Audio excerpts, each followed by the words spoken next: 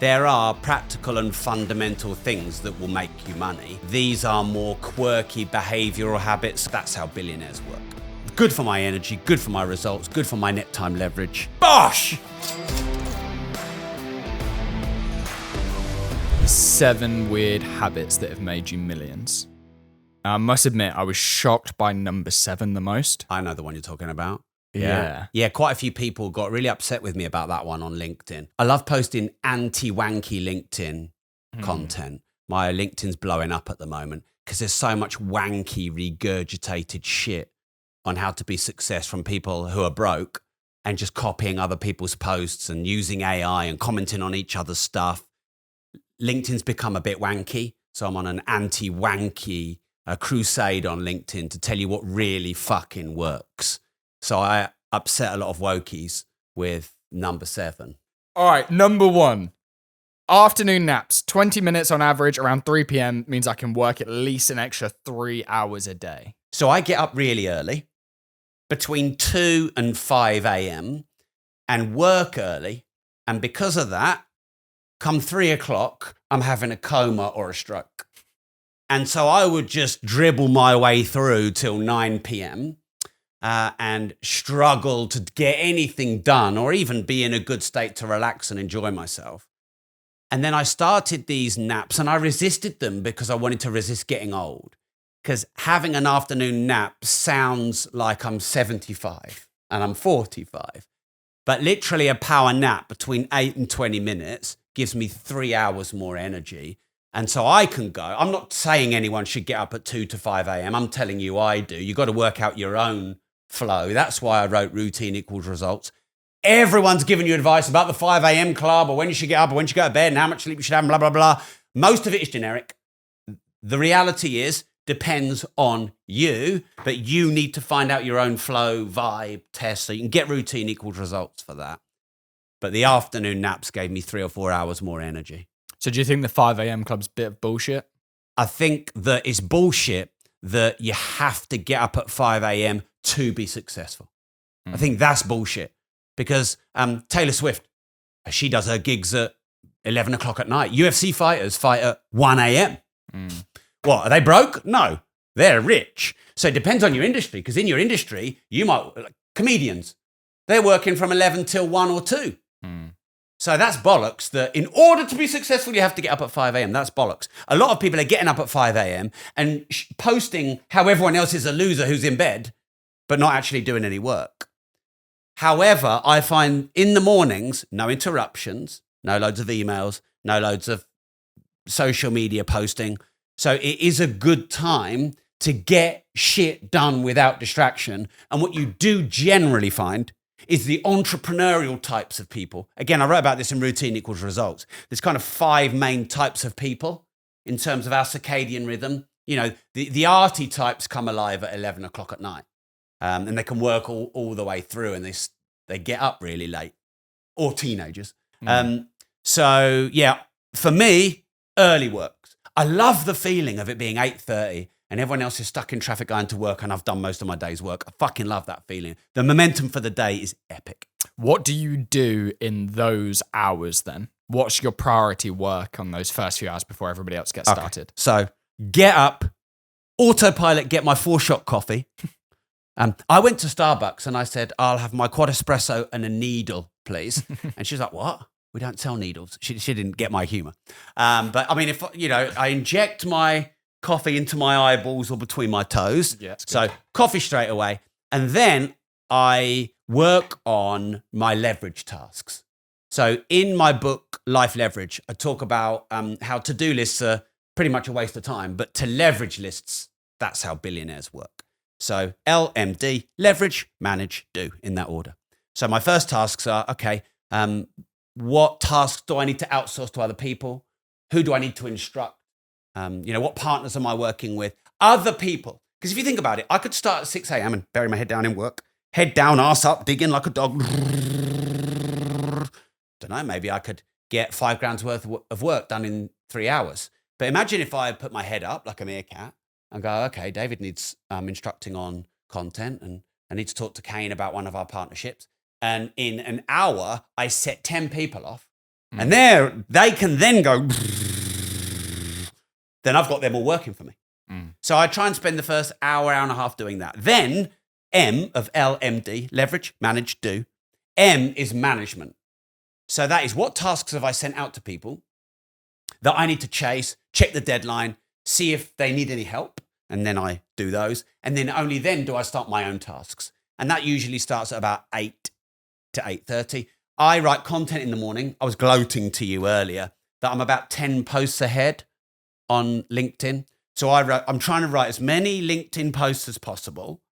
And I'm about 10 posts, so don't usually post on the weekend.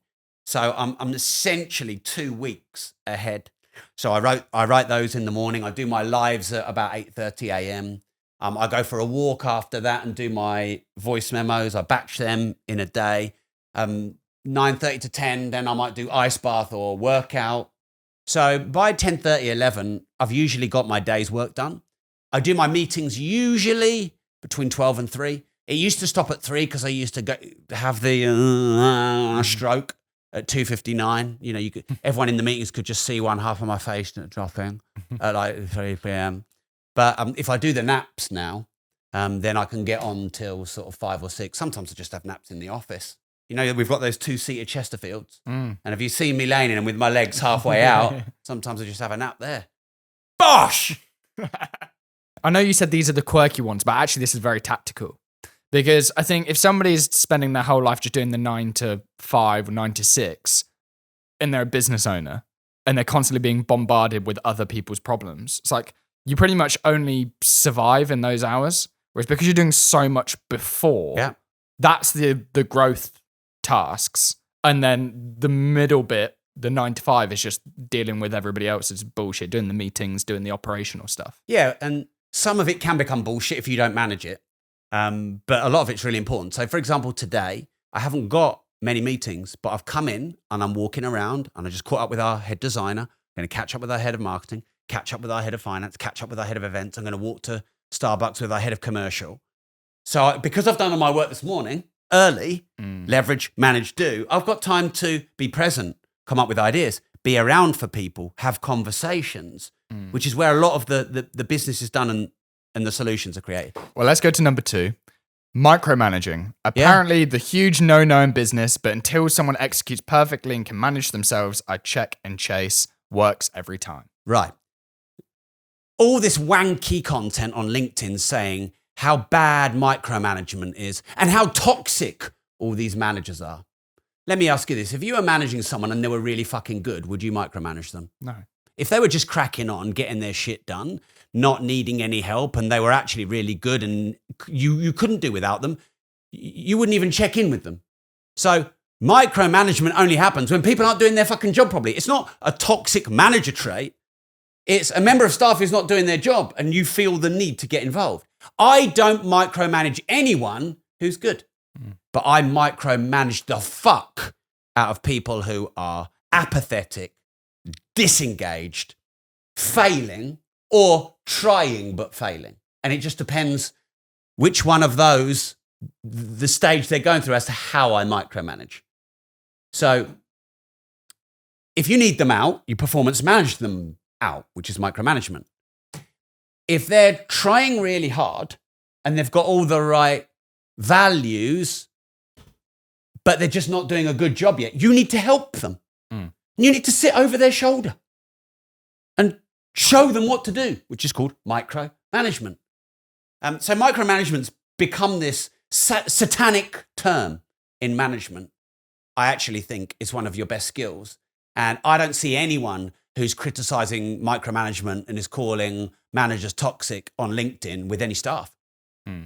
They're all these lifestyle entrepreneurs who aren't making any money, or they're just people who are advising on LinkedIn but don't have a real business. And let's imagine you're getting stuck and you don't know what to do. Do you want me to just say, I'll just get on with it and figure it out, or do you want me to help you?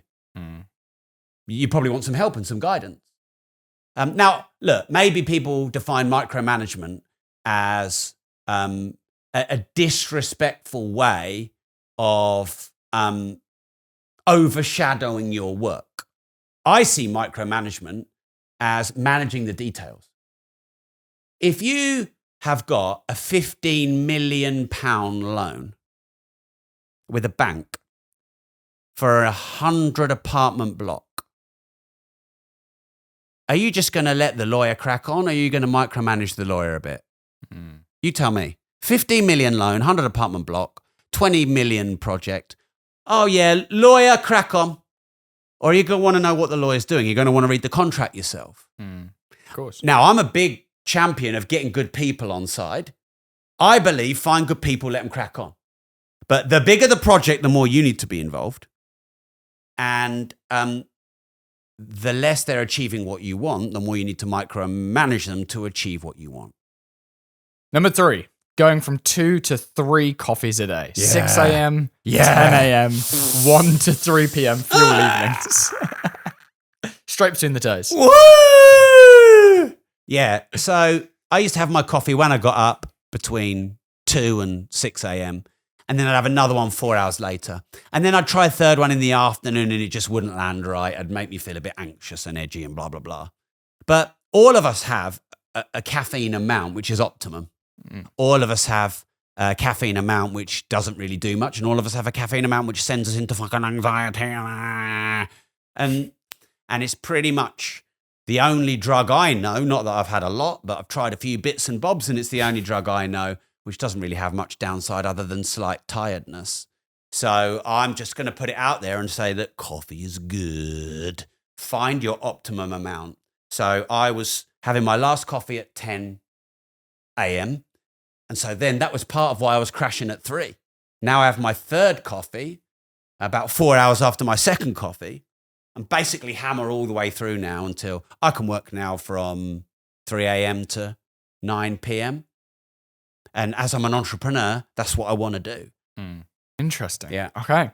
Right. So 4, turning runs into walks. Huge time leverage doing voice memos on walks, huge thinking time, and according to a science, major factor in living longer. I saw Vishen Lakhani say that running is actually quite bad for you. And I was like, what? Some kind of bullshit. Let me look into that a bit more. And if you run a lot, you can actually not extend your life. You assume it's good for you, but if you run too much, it's bad for you. And obviously, knees and ankles and legs go to shit. So I don't really run anymore. I spar and I do pad work with my boxing trainer, and I do light but fast sparring. And so therefore, not getting the pounding on my legs, good CV. So that where I was running, I turned it into longer walks. And you can't WhatsApp or voice memo or do a call on a run. You can on a walk. So I'm now doing about 15,000 steps a day, which if you look into the research and the science, people often in places like Sicily, in the mountains, live the longest. They don't necessarily eat the healthiest. And one of the driving factors is how much they walk, and they're walking in the hills. Purpose and long walks, lots of walking are 2, you can do your own research on this, are 2 of the highest drivers of living the longest. I want to live a long time. So I now do 15,000 steps a day, and on my steps, I do calls, voice memos, WhatsApps, and I probably on a 1 hour walk, get 3 hours work I would do sitting on my ass. Of course, a big driver in probably early death is being sedentary, sitting down a lot, really bad in lots of ways. So good for my energy, good for my results, good for my net time leverage, and good for my knees. Now you've made enough money to be wealthy for many lifetimes. Is longevity and health one of the new priorities for you? Yeah, I mean, I'm 45 plus VAT, so I want to live long but well. Yeah. I don't want to live till I'm 90, but the last 2 decades I was a cabbage.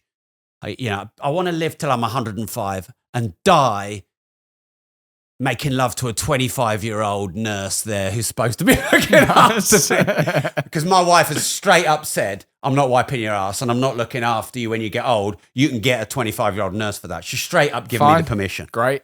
So that's how I want to go. And I want to be 80. Warren Buffett, 90, I think now. and, pretty healthy and well. I don't want to be 65 and fucked. So yeah, it's important to me, length of life, but quality of life as well. So when you're young, you do things that affect you when you're older. So managing stress is a big one, and not having too much cortisol flying around your body. So I've been working a lot on that. The cardiovascular and the muscular. So obviously I'm not mega muscly, but one of the things that leads and contributes towards dying is muscle atrophy. So trying to maintain some muscle mass, trying to have good cardiovascular, without like killing your lungs and your heart. It's become much more important to me. And by the way, I know no 20-year-old is doing this, but imagine if you're in your 20s and you're thinking about this shit. Because, maybe I could have put another 5 years, good years on my life by being more mindful in my 20s. Obviously, sugar, the major cancer. So, I'm trying to minimize that as well. All right.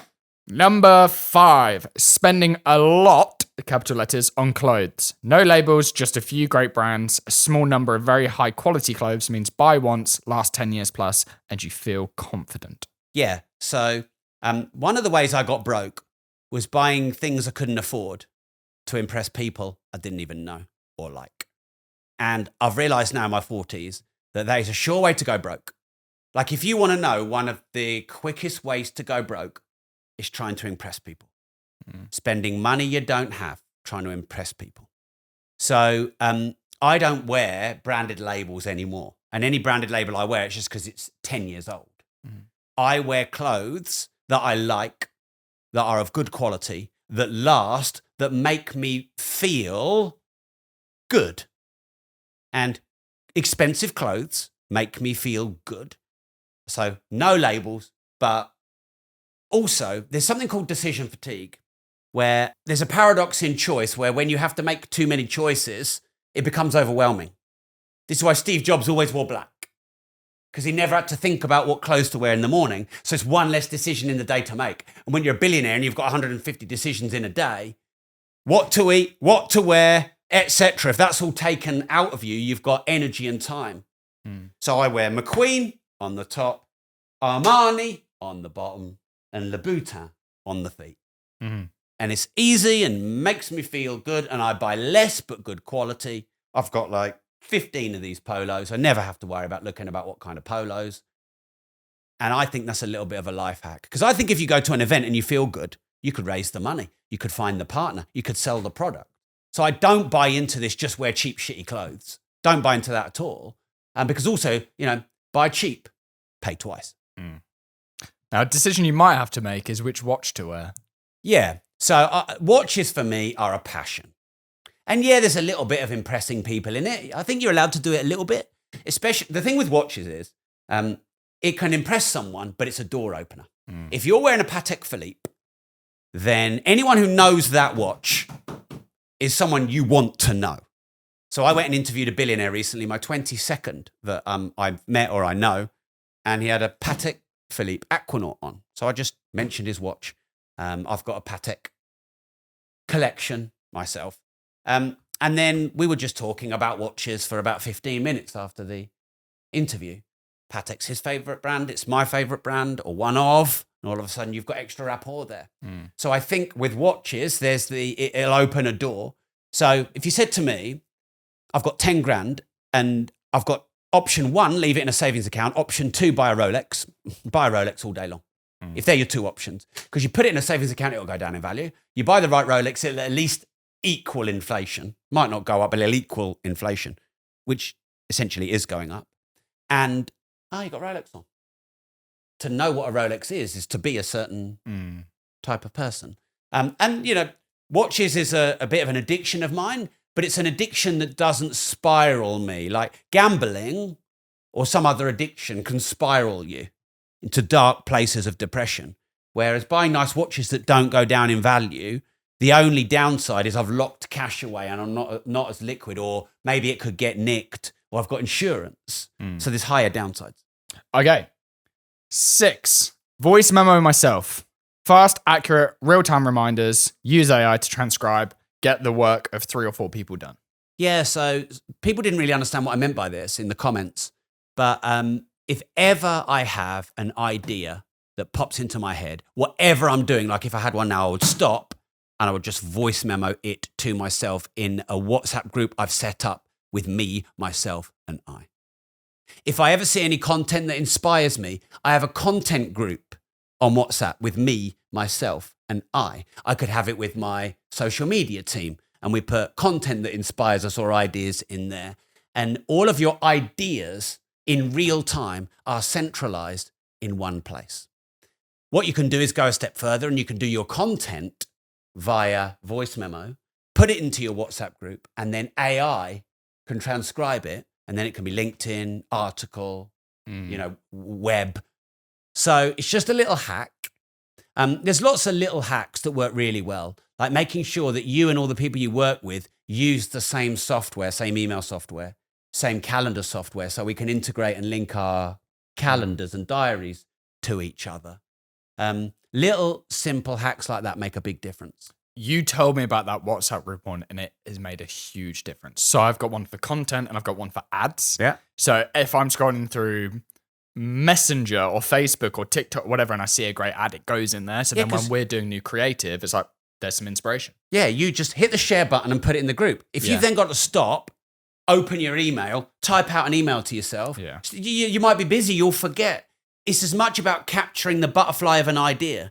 Great ideas often are like butterflies, and you can't grab them, and then they go into your ear, and then they're through your brain, and then they're fucking out really quick. So when that butterfly's there, you have to catch it in your hand, and that's voice memo. And also, if you've got a PA or a VA, you can also put your instruction tasks to other people in real time when you're there. And on the AI side of that, if you say, write me a LinkedIn post about a cashless society, whatever, it's going to be very robotic and kind of crap. But if you put in a voice memo or a podcast or a YouTube or any sort of long form audio where it can see or it can understand your cadence, how you speak, the words you use, it will then write it in your tone of voice, which is a real hack. Yes. The best way to put your tone of voice across on an article is to speak it. And actually, speaking is probably quite a lot easier for a lot of people than writing. And it's in real time and it's raw and it's fresh. And you don't have to worry about editing it and overthink it and needing to take time and have a coffee and check the fridge and procrastinate before you do it. You just go blah, blah, blah, blah, blah, blah, blah, and on one of your walks. Combining hacks. All right, so this is number 7. This is the one that surprised me and a lot of people in your comments. Yeah, this one pissed a lot of people off. It did. The irony. So number 7, get pissed off more. Used to try and manage my emotions like a modern leader. No, sorry. If you piss me off, I'll show it and you will learn. Yeah. So I used to get pissed off occasionally, but in a proper meltdown kind of way.